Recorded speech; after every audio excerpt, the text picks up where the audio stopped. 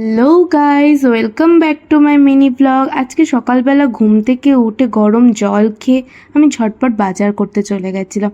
বাজারে গিয়ে দেখি এত সবজির মধ্যে তাল দেখে আমার তালের ক্ষীর খেতে মনে হচ্ছিল, কিন্তু দুঃখের বিষয় হলো আমি তালের ক্ষীর বানাতে জানি না। তাই কুমড়ো কিনে বাড়ি চলে এলাম। বাড়িতে এসে সত্যি বলতে আমি খুব চিন্তায় আছি।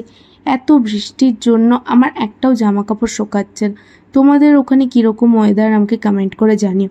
এরপর দুপুরবেলা লাঞ্চ বানাতে এসে গেছি। লাঞ্চ আজকে খুব সিম্পল রেখেছিলাম, কুমড়োর ঝুরি আর ভাত। এই কুমড়োর ঝুরি রেসিপিটা আমি ইনভেন্ট করেছি, তোমাদের দেখে কেমন লাগলো আমাকে জানিও। এরপর খাবার সার্ভ করে খাবার খেতেও বসে গেছি। সত্যি কথা বলতে আমি যবে থেকে একা থাকতে শুরু করেছি, আমি মায়ের হাতে স্পেশাল ওই সানডের লাঞ্চটাকে খুব মিস করি।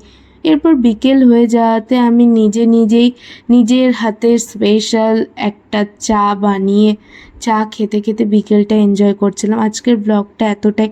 দেখা হচ্ছে নেক্সট ব্লগে। টাটা।